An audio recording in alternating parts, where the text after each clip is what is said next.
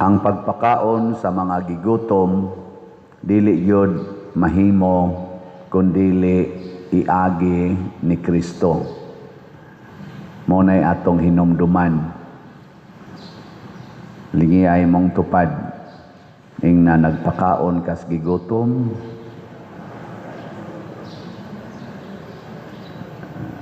O kita-kita lang mao'y saligan di gid ta kapakaon sa gigutom. Bisan pagdaghan kay tagpagkaon, bisan pagdaghan kay tagkwarta, maglisod gid tagpakaon sa gigutom. Karon ang kalibutan purting daghan nagkwarta. Ang net worth sa kalibutan purti nagyong dako tungod aning ato mga industries, mga modern na business industries. Pero pagkadaghanas gigutom, millions ang mga gipanggutom sa kalibutan na ang uban gani galisod nagkaon. Ngano man tungod kay ang Ginoo wa giapil diha sa mga business industries o sa mga pagpalambo nato sa atong ekonomiya. Wa na apil ang Ginoo ba? Mao bitaw nga diri sa atong ebanghelyo ni ingon si Jesus gipanggutom naman ning mga tawhana niya og ato sa ning papulion makuyapan po di diasdan ato ning pakanon niya kay mga 4,000 gud to mga tawhana unya ang ilang pagkaon pitura ka paan be kamo kuno be makapakaon ng 7 ka bukpan sa 4,000 ka tawo tubag mayo kanang slot makatukod ka na og simbahan makatukod ng mga building kanang tag 100 pesos taka alam mo di nakatukod oy 100 pesos makatukod ka nag building di man gitingali ka kaabot ang nagpliti para palit ngadto pero og iagi natos Ginoo makatukod og unsa may paagi nga maagi natos Ginoo ihatag sa community ihatag sa pangulo sa community nya dinhi sa atong parokya kinsa may pangulo dinhi kinsa Father Siano ihatag ni Father Siano aron magsigi kog pasalamat sa Ginoo. Salamat Ginoo nahalina na sad mig salat. Salamat Ginoo ana. Unya apod-apod ay na nato sa atong panginahanglan. Mao ni ron nga nag-anam tag ka-improve dinhi. Mao sa gibuhat ni Hesus. Ang 7 ka paan giagi ngadto niya hasta katong pila ka buk isda. Nya nagpasalamat siya sa Dios. Paghuman wa siya mohunong diha. Wa niya gisod siyang bulsa. Unsa man gipikas-pikas o giapod-apod ngadto sa mga tao. Nakakaon ba ang mga tao? Nakakaon. Nabusog ba? Matud pa sa ebanghelyo nabusog. Og do na pagisubra nga 7 ka bukag nga paan og isda. Nasubrahan pa. Mao na mga igsuon, why jutay, why daghan nga grasya nga dili makatagbaw sa tanang tao basta iagi natos Ginoo. Karon ang ato dinhing Pilipinas nag-antos tag maayo ngano man ang atong mga kwarta wa mo agis Ginoo ni agis bulsa sa mga hakog nga mga politiko.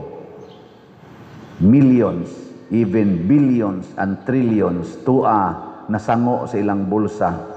Gani daghan na nila ang mitug-an nga ilag yung gi-kickback ang mga budget nato. Malita-malita ang kwarta nga gi-deliver ngadto sa mga politiko nga mga kawatan o mga hakog. Wa ra ba gyud mangangkon purti ra ba ka self-righteous gyud nila.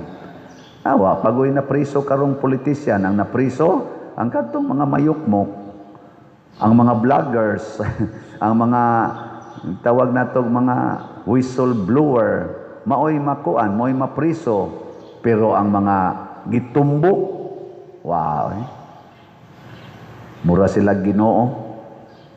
Mao na, iampo nato, ug puy-an nato, ang gipuy-an sa mga santos sama ni San Cirilo ug San Metodio. Ang ilang pagkamanagsuon, wa mohonong des ilang balay nga moingon sila, kita ra gyud mag-atimanay, kita ra gyud maghiusa. Mao man ginay ato. Mao man sa niro mga politisyan, para ni sa akong pamilya, para ni sa among partido, para ni namo. Ila ra gyud ba? Ang gibuhat ni San Cirilo ug San Metodio, migawas sila sa ilang Pinoyanan o sa ilang nasod gani o nagtukod sila mga communities o mga kalihukan nga makapahiusa sa tanang mga katawhan.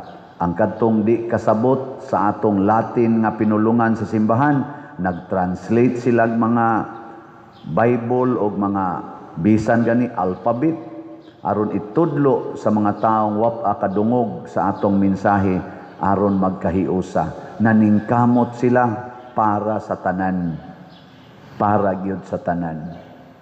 Gilingya imong tupad, ing na-apil ko sa imong budget,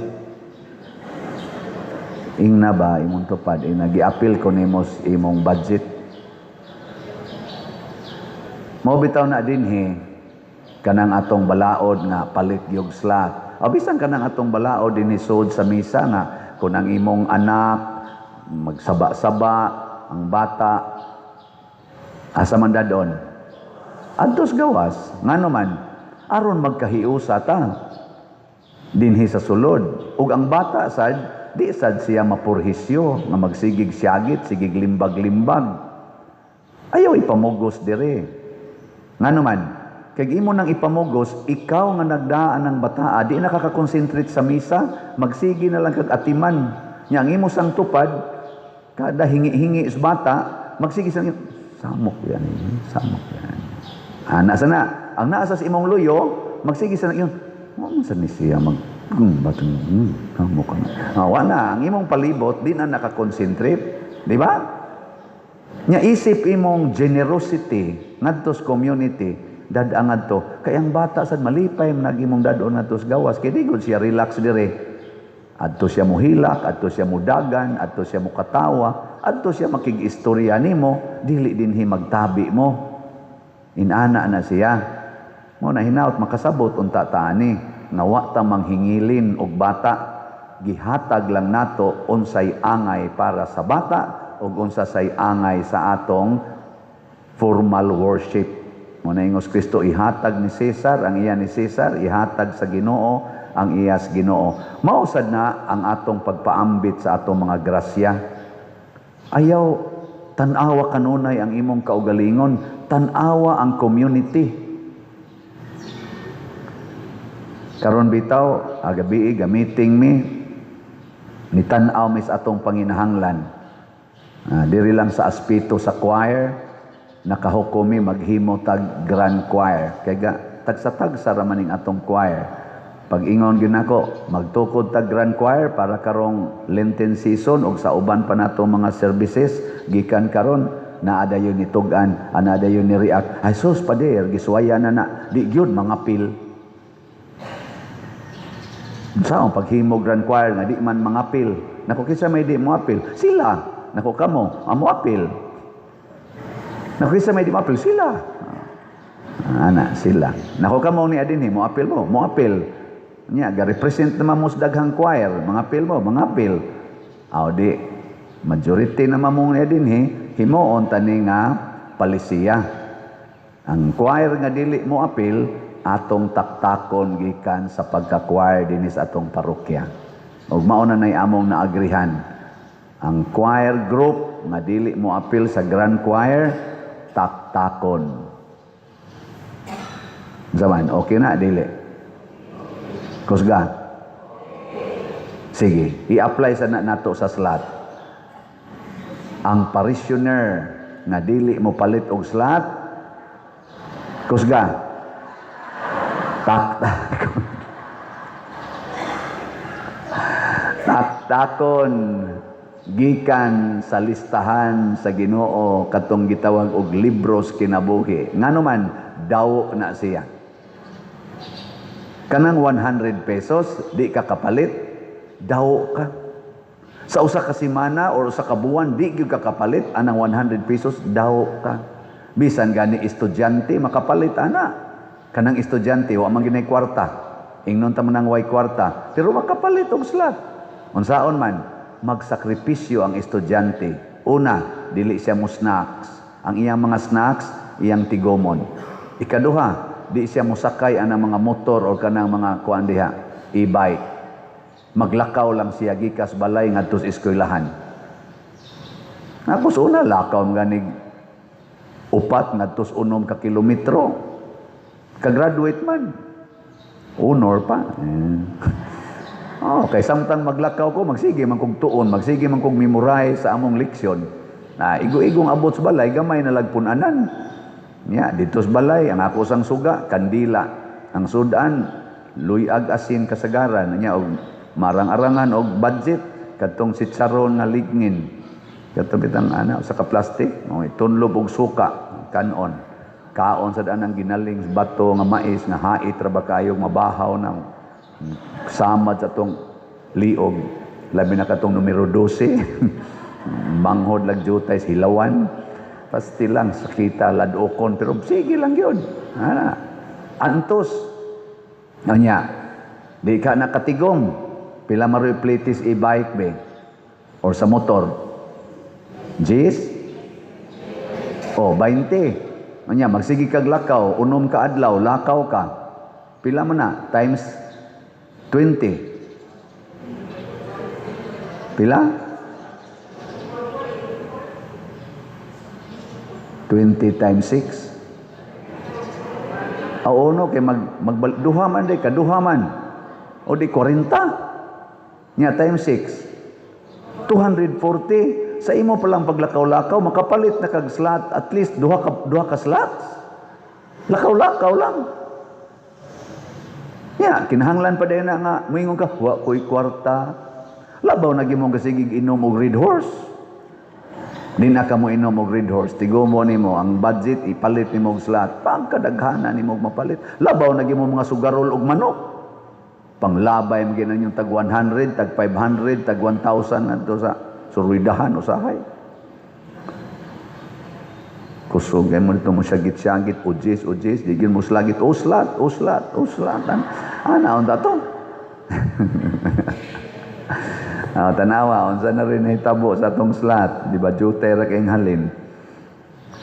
Ang atong grace,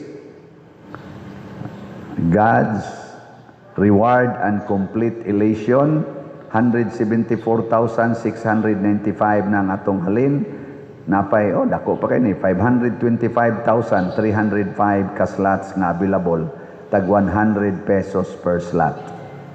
Kung kamong tanang naminaw mo, palit lang mo usa ka slot kada semana ani, sunod buwan, gamay na lang ni hibilin ani. Nya kaning atong PPSC or Protection and Prosperity of Santiago de Compostela para din sa atong parokya, 98,402 ka slots na. Part 1 pa niya. Nya napay 1,598 ka slots nga available, tag 100 pesos per slot. O kitang tanan, bisag kita lang taga Compostela, mamalit tarong usa ka slot karong adlaw. Aka ni ugma horot na ni. Di ba? 1,598 na lang. 100 pesos per slot. Lingya imong tupad na. Hotdon ko na unya. Na hotdon anak kog palit. Pila na lang ko ng 1,598. Di ba? Wag yun malipay. Nya ang atong DPR 57 gyapon kabalay ang atong makaya, nya na ay 34,800 na ang atong slots. Tag 75,000 na diay ang atong budget karon. Mo na ginay atong the best budget para sa kada balay. Nanay CR no, ato nya nang ipakita ugma og pila na sad kabalay ang atong nahimo. So pakpakan nato ang namalit og slots. Congratulations. Mao ni siya ang nakanindot kung iagi nato sa Dios nung pamaagi. Kana bang ang atong ginagmay og dinagko nga mga bahandi atong ihatag sa community. Kay ang community, labi na ang simbahan, mao man ni ang imahin o presensya ni Kristo. Usa man ta kalawas ni Kristo. Mao bitaw nga ang ato mga government officials naagi na sila'y mandato nga ang tanan nga mga taxes, ginagmay mga taxes o dinagko nga mga taxes sa katawhan, dadon gina ngadtos panudlanan sa gobyerno unya ibalik sa katawhan, dili dadon sa panudlanan sa gobyerno og kawaton dayon. Kanindot unta kung mahimong Diyos nun ang atong mga leaders, mahimong nasod-centered ang atong mga political leaders nga mga elected ug appointed. Nakaron baliko na sa dinako ang pag-agda ninyo pagpamalandong. Hapit naman yung 2028, mag-eleksyon man tag national election. Atong pamalandungan, kinsa man aniro mga baniog kayong mga grupo, Marcos Group, Duterte's Group, Pinklawans Group, kinsa ka nila ang dunay gugma nga ang kwarta sa nasod gamiton gyud para sa nasod. Dili tingali in perfect way, pero at least mabati nato ba nga duna sila gibuhat para sa nasod, dili para sa ilang bulsa. Kinsa man nila ang wa gyud magpadato sa ilang kaugalingon, ilang gipadato og naningkamot pagpadato para sa atong katawhan, atong nasod, ato ng pamalandungan. Di na lang tanang loyal, kanang loyalist, ayaw na. Ang ato, kinsa nila, tingali na ipipilas Pinklawan, na ipipilas Duterte, na ipipilas mga Marcos Group, atong panidan sila gikan sa national position hangtod sa barangay level kung moabot man dihang eleksyon. Ug usas akong timailhan sa mga tao nga nasod-centered, dili na magsigig pakita sa ilang naong diha sa mga proyekto. Ikaduha, dili na manghatag og kwarta panahos eleksyon. Ana. Kana lang usang duha. Ay lang nang magsigig simba, kay daghan, kay nila manimba, ginagmaayo. Ay na lang nang magsigig suroy-suroy anang mga daan, panglamano anang mga bulingog kamot, kay maugyod na ilang style. Kanang dili magsigig publish ilang naong panahos ilang proyekto, o kanang dili manghatag og kwarta panahon sa eleksyon, kana dakong possibility nasod-centered na dili bulsa-centered. Kamong mga buotan, manindog na ta.